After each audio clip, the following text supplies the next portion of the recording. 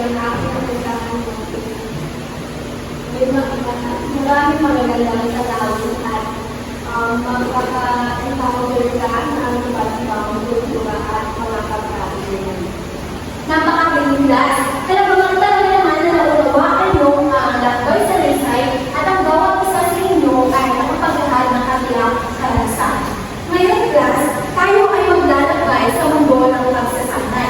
Magkakaroon kayo ng pangkatang gawain na kung saan mula sa mga ibigay pa sa todo sa inyo ay kung sino ang nakakuha ng magkakaparehong kulay ay sila ang magkakagrupo. Kayo bibigyan ko lamang ng 15 minuto para gawin ito. Para sa kulay na pula, sila ang unang grupo, at sa asul, sila ang pangalawang grupo, at ang itim ay sila ang pangatlong grupo. Dito ang pula, dito ang asul, at dito ang itim. Maaari na kayo sumunta sa inyong mga paglutuan na.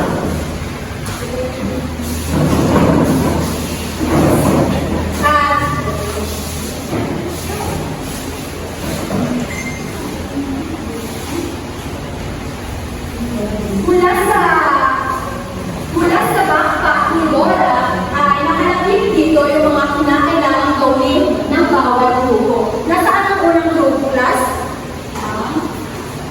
Sa pangalawang grupo at ang pangatlong grupo. Maaari mo na umpisahan, class, at ibahagi nyo sa klase mamaya ulo natapos.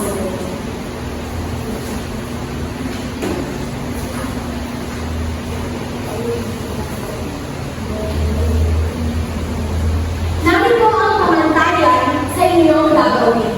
Para sa nilalaman at patimbangan na naibigay na buong husay ang hindi inipatanungan o gawain bagay sa paksa ay 10 puntos.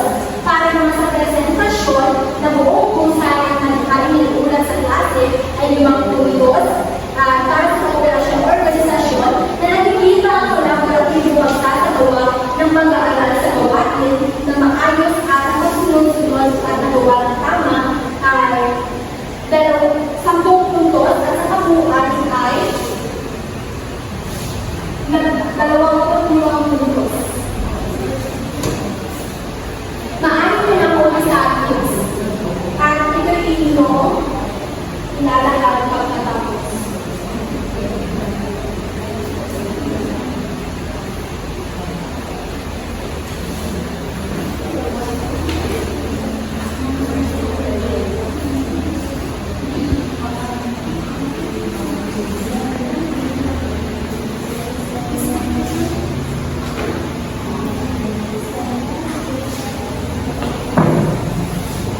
Meron na lamang kayong 5 minuto na class para tapusin ito.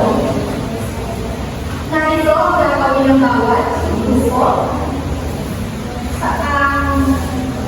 Para sa unang grupo ay ang bolongan na kung saan lalakad nila ang kultura, tradisyon at pamamaraan ng pamumuhay ng mga kakayahan sa pamamagitan ng balita. Para naman sa pangalawang grupo ng bossing, sila ay bubuo ng isang mapagkikaya na awitin o simple jingle tungkol sa isang lugar. At sa pangatlong grupo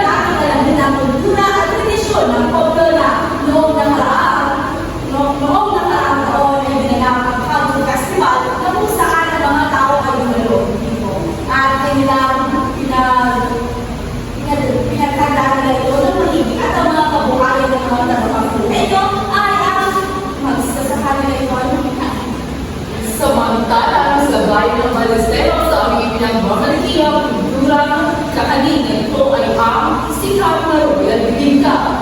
Tumutok lamang sa aming telebisyon. Ito ang Kainde 4 Oras. Napakagaling! Bigyan naman natin sila ng tatlong bagsak. At sa pangalawang grupo, maaari ko lang tirahan dito ang inyong ginawa.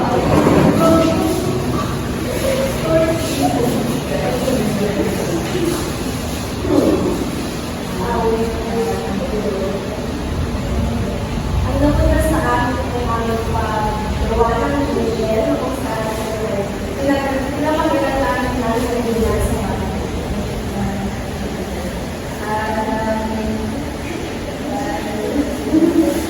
Ang langit sa bagyo ay kay saya. Ang langit sa bagyo ay kay saya.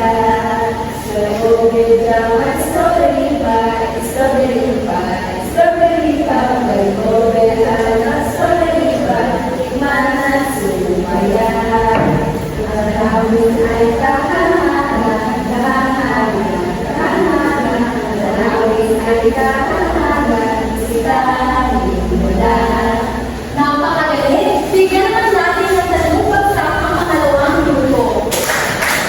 At sa panghuling grupo, makakilalakas ninyong ginawa.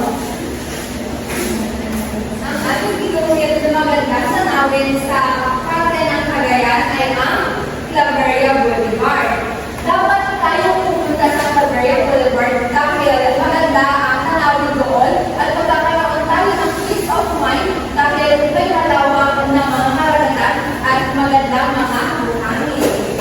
Maraming salamat. Bigyan natin sila ng tatlong bagsak. At sa para sa pagbibigay ng puntos, para sa unang grupo, sila ay nakakuha ng 24 na puntos.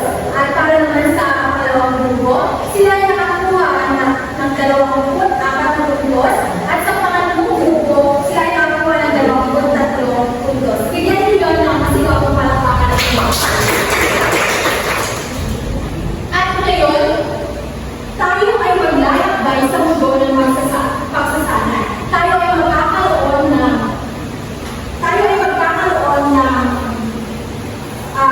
bulutan na kung saan magsisilbi itong papala sa imang sasagot at bago niyo buksan ang pintuan, ay sabihin muna ang pintuan buksan ang kaalaman. Kung napapansin nyo ay may mga nakadikit na pintuan sa sisara at ito'y tatawagin natin ng pintuan na kaalaman.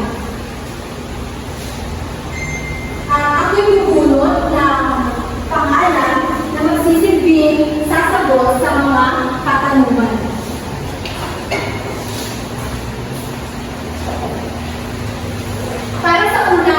Para sa unang sasagot sa pintuan ng sisara ay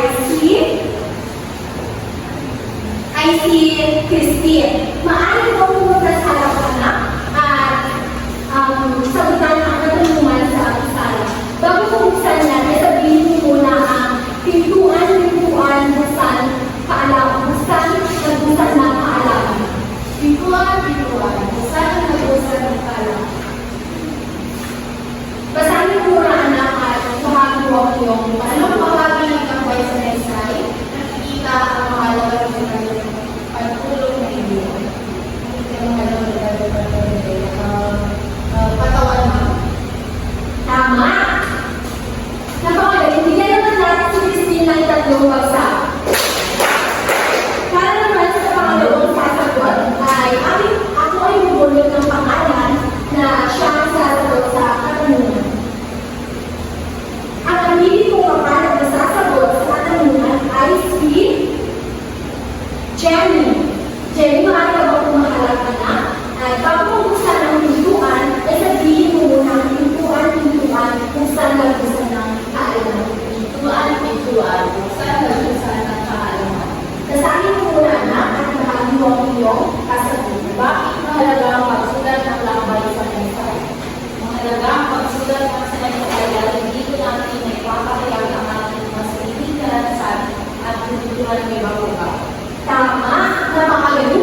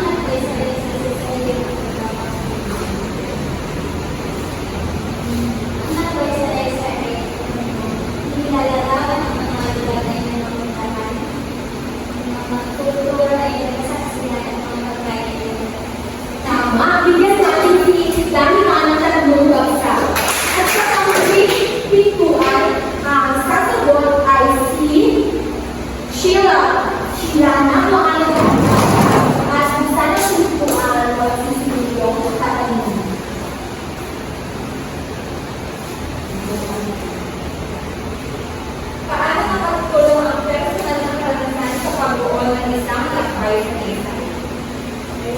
Nakakatulong ang personal na karanasan sa pagbuo ng isang lakbay sa Mesaay dahil sa ating paglalakbay, doon natin natutunan kung ano nga ba ang kultura o pamamaraan, tradisyon na ating pinanggalingan na lugar kung saan maaari natin mag-apply ito sa ating mga pang-araw-araw na gawain. Napakagaling lahat. Talaga naman na may natutunan kayo sa lakbay sa Mesaay. At ngayon, kayo'y maglabas ng isang kwaderno, papel at sagutin ang mga sumusunod.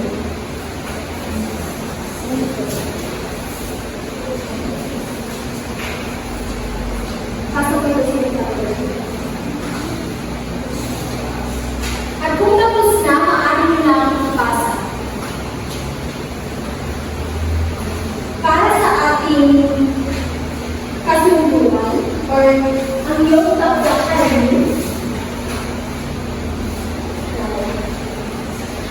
gumawa ng isang video vlog patungkol sa magandang tanawin sa inyong lugar. At ang pangalawa ay magkaroon ng paunang pagbasa tungkol sa kalakasan at kahinaan ng isang lakbay sa